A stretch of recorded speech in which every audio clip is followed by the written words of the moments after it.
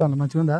కాంగ్రెస్ పరిపాలన దొంగల పరిపాలన, అంత లంచగొండి పరిపాలన అవుతుంది. ఏమున్నా వాళ్ళ స్వార్థం కొరకే పనిచేస్తాను తప్ప మిగతా ప్రజలకు చేసి ఒక పేరు తెచ్చుకునే ఆలోచన లేదు వాళ్ళకు. ఇది ప్రజాపాలన, ప్రజలకే మేలు జరుగుతున్నా అని చెప్తున్నాడు. ప్రజాపాలన అనమట్టుకే, కానీ ప్రజాపాలన లేదు, ఎక్కడ అవపడతలేదు. ప్రజాపాలన అంటే ఓ ప్రజలకి వాళ్ళకి బాధలేంది, కష్టాలేని సుఖాలేని అర్థం చేసుకున్నట్టు ప్రజాపాలన. ఆడ ఉండి నేను ప్రజాపాలన చేస్తానంటే ఎవరికి చేస్తాను నువ్వు ప్రజాపాలన అనేది వాళ్ళకి అందరికి అర్థమవుతూనే ఉండే. కాంగ్రెస్ ప్రభుత్వం వచ్చిన తర్వాత రైతులు రాజులైన అని చెప్తాను.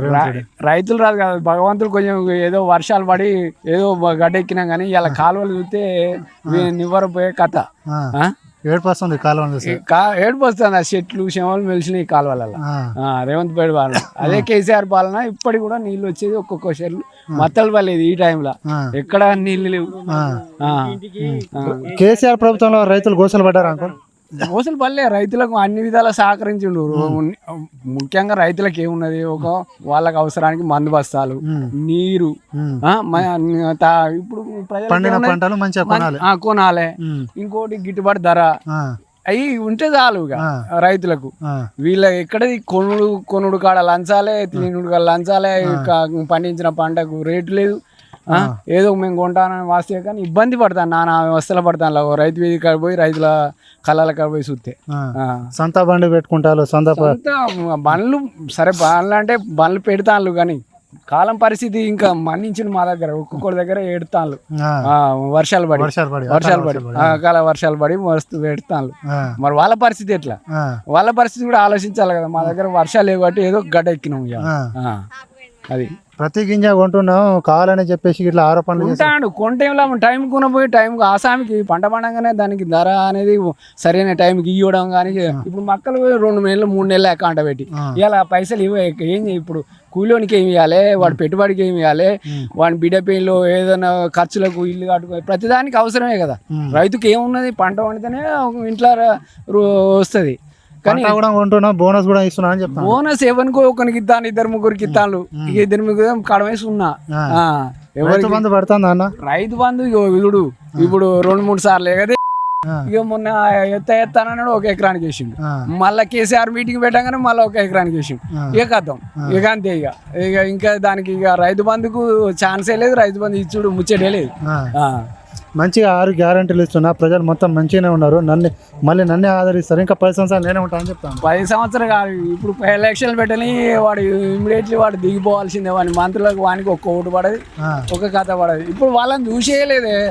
ఇది ఏదో కేసీఆర్ ప్రభుత్వంలో కొంచెం ఉన్నారు కదా లీడర్లు, బాగా మమ్మల్ని కేర్లే చేయరని ఆలోచనతో జనాలు వాళ్ళకి వేసిన ఓటు, పైసలు తీసుకొని ఓటు వేయలేవానికి. మారాలి, మార్పు కొరకు వేసిళ్ళు, ఇప్పుడు ఎవరిని అడిగినా అట్నే ఉండాలి. మార్పు కొరకే వాడికి ఓటేసింది తప్ప వాడు చేస్తాడన్న నమ్మకం లేదు, చేశాడన్న నమ్మకం కూడా వేయలే.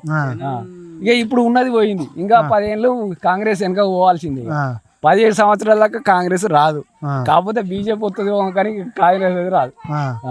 మంచి 6 గ్యారెంటీ అమలు అవుతుందా అన్న? ఏదైనా 6 గ్యారెంటీలు ఎవరికి చేసిండు అమలు? రైతు ఒక ఫ్రీ బస్ ఒక్కడే పెట్టి ఒక్కటే చేసిండు. మంచిగా ఇందిరమ్మ ఇల్లు ఇస్తుండు. ఇందిరమ్మ ఇల్లు ఇచ్చిండు, కొంత ఒక్కడే ఇచ్చే. ముంత ఊరుకు ఒక 20 ఇండ్లు వచ్చాయి. ఇక మిగతా వాళ్ళకి 2వ విడత అన్నాడు, ఇంకా 2వ విడత లేదు, 3వ విడత. ఇక 2వ విడత కాలం అయినాక ఈ పల్లెటూళ్ళలో ఇల్లు కడతారు ఎవడ?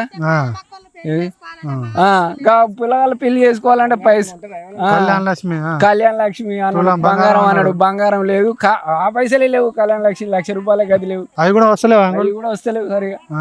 ఎవరికో అట అది కాదండి. ఒక గెస్టెడ్ సంతకం కట్టాలి, ప్రూఫ్ అనేది చూసుకోవాలి, నువ్వు డబ్బులు ఇవ్వాలి. ఎవరి సంతకాలు తిరిగి 6 నెలల ఇప్పుడు పెళ్ళి, సంవత్సరం అవుతుంది పెళ్ళి, ఇప్పటికి రాలే.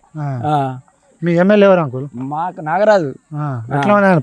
నాగరాజు వాడు ఉండలేక వాడిని గెలిపించిన కానీ వాడు ఇక ఊరు మొక్కని తెలియదు అని అంటే ఎవడో తెలియదు. ఇక ఇప్పుడు మంచిగా ప్రజల దగ్గర పోతున్నా, మంచిగా ప్రజల దగ్గర కాదు, పదకు వాని మొక్కమే తెలియదు, వాని మొక్కమే తెలియదు. మీ మాజీ ఎమ్మెల్యే ఎవరు?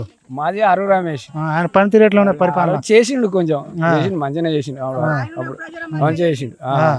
మళ్ళీ వస్తాడా అరు రమేష్? ఇక మరి ఇక మంచివాడు అనేది ఇలా చూసిండు కదా ఈ క్యాండిడేట్ కథ వచ్చేసరికి వాడిని వెళ్తారు. తెలుస్తుందా ఈ కాంగ్రెస్ ప్రభుత్వాన్ని ఎందుకు ఓటేసినావు అని చెప్పి?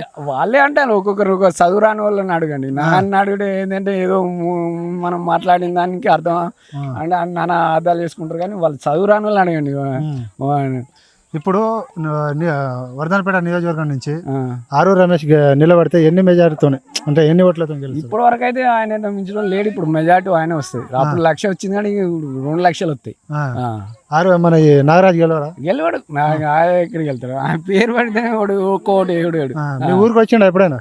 ఎప్పుడో ఒకనాడు వచ్చిండు పోయిండు అంతే. అంతేనా? అంతే వాడు ఎక్కడ వస్తాను.